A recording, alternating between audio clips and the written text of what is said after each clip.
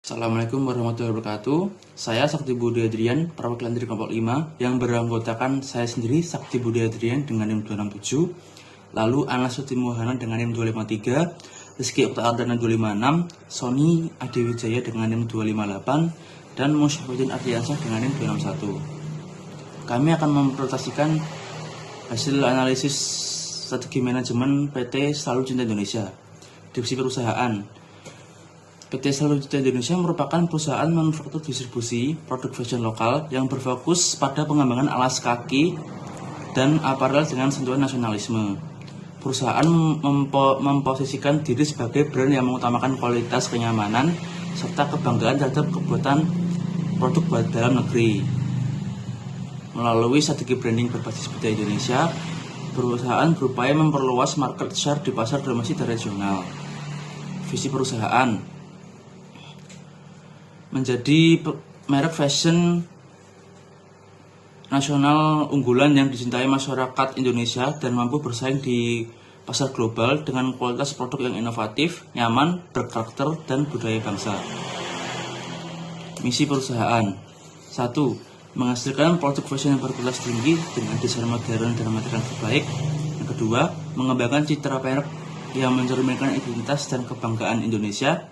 Yang ketiga, memperluas jaringan distribusi secara offline dan online untuk memastikan aksesibilitas konsumen. Selanjutnya, analisis eksternal makro. Yang pertama, pertumbuhan industri alas kaki Indonesia terus naik karena permintaan ekspor ke luar negeri. Baik skor 0,32. Yang kedua, biaya tenaga kerja Indonesia lebih rendah dibanding Vietnam dan Cina. Baik skor 0,28. Yang ketiga, dukungan pemerintah. Baik skor 0,32. Yang keempat, tren penggunaan sepatu dan sandal lokal meningkat karena kampanye. Baik skor 0,21. Yang kelima, e-commerce berkembang pesat. Baik skor 0,21. Yang keenam, kolaborasi brand dan kreator lokal atau artis meningkat. Baik skor 0,21. Yang ketujuh, inovasi material ramah lingkungan. Baik skor 0,18. Yang kedelapan, tren fashion terus berubah. Baik skor 0,32. Kemudian, persaingan ketat dengan brand besar. Baik skor 0,16. Bahan baku sebagian masih impor. Baik skor 0,16. Kenaikan UMR dan biaya operasional bisa menekan margin perusahaan. Baik skor 0,14. Perubahan tren fashion cepat. Baik skor 0,14. Tuntutan sertifikasi standar global. Baik skor 0,12. Meraknya produk KW atau imitasi harga murah menurunkan citra pasar. Baik skor 0,14. Ketergantungan ekspor. Baik skor 0,14. Penurunan daya beli. Baik skor 0,12.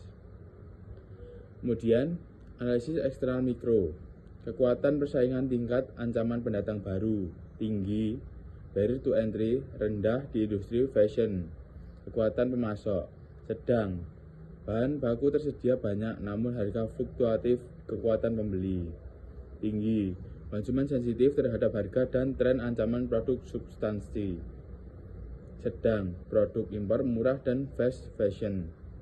Rivalitas dalam industri tinggi, banyak kompetitor lokal dan global.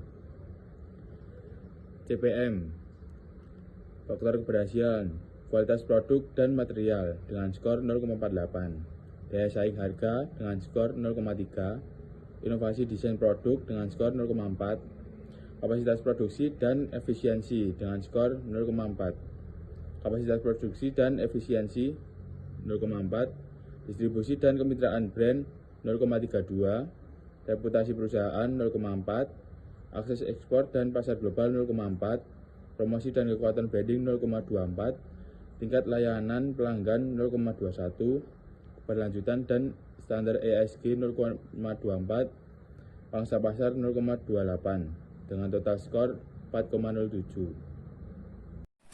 Yang selanjutnya ada analisis internal. Analisis internal dibagi menjadi dua, ada kekuatan dan kelemahan. Di bagian kekuatan, analisis internal terdapat 8 poin. Yang pertama, produk beragam seperti tekstil, sepatu, sandal sehingga pasar luas.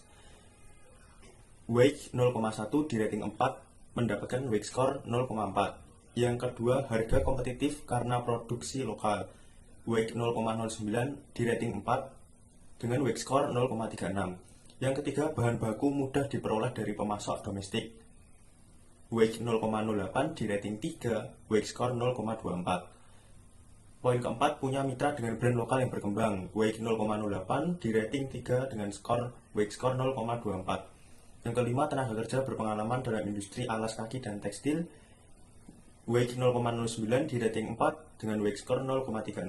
Yang keenam, fleksibilitas produksi bisa OEM atau sesuai permintaan pelanggan, weight score 0,08 di rating 3 dengan skor 0,24. Yang ketujuh, lokasi pabrik dekat kawasan industri dan distribusi di weight 0,07 di rating 3 dengan weight score 0,21. Yang terakhir, poin ke-8, fokus pada ekspansi ke pasar nasional dengan weight 0,06 di rating 3 dengan weight score 0,18. Selanjutnya, bagian kelemahan terdapat 8 poin. Yang pertama, brand awareness masih rendah dibanding produk besar dengan weight 0,1, rating 4, weight score 0,2. Yang kedua, promosi dan pemasaran belum maksimal, weight 0,09 dengan rating 2, weight score 0,18. Yang ketiga, kapasitas produksi belum selevel kompetitor besar, weight 0,08 dengan rating 2, weight score 0,16. Yang keempat, ketergantungan pada pesanan tertentu atau B2B, weight 0,07 dengan rating 2, weight score 0,14. Yang kelima, desain produk masih mengikuti tren, belum jadi trendsetter, weight 0,07, rating 2 dengan weight score 0,14. Yang keenam, teknologi mesin produksi belum semuanya modern, weight 0,08 dengan rating 2, weight score 0,16. Yang ketujuh, reputasi di pasar ekspor belum kuat, weight 0,07, rating 2, weight score 0,14.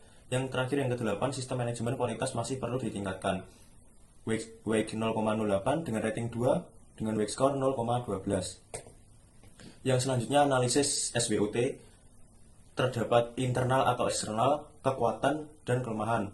Bagian kekuatan, peluang atau SO strategi, yaitu mengembangkan produk varian baru dan meningkatkan brand image berbasis budaya nasional untuk memperluas pasar. Ancamannya, ST strategi, yaitu menggunakan loyalitas dan citra merek untuk melawan penetrasi produk impor.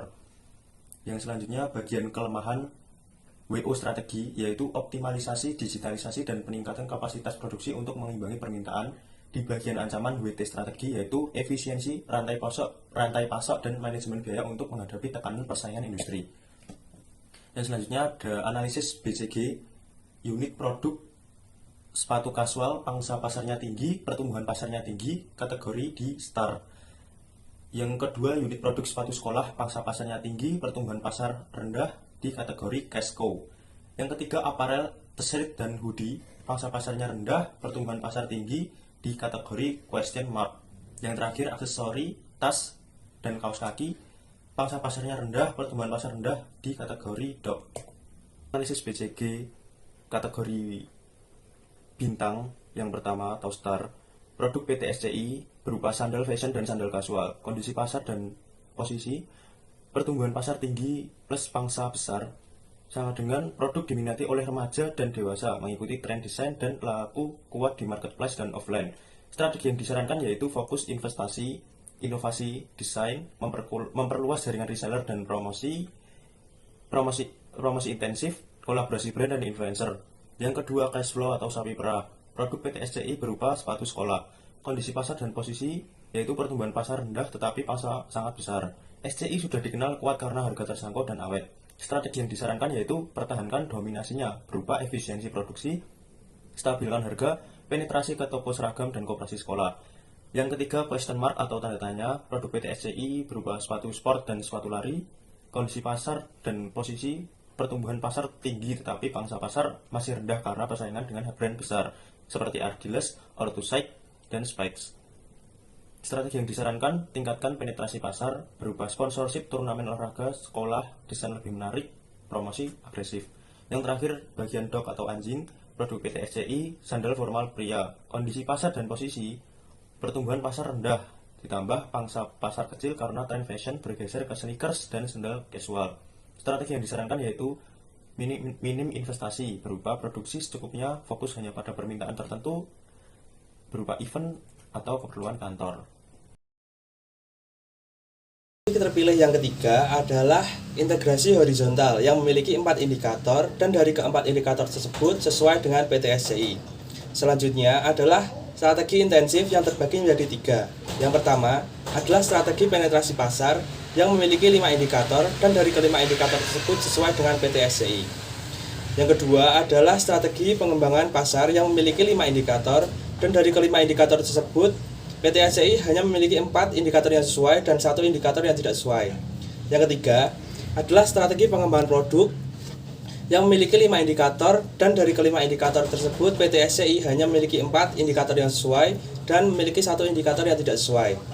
Selanjutnya adalah strategi pertahanan yang terbagi menjadi 3. Yang pertama adalah strategi bertahan yang memiliki 7 indikator dan dari 7 indikator tersebut PTSCI memiliki 7 indikator yang sesuai.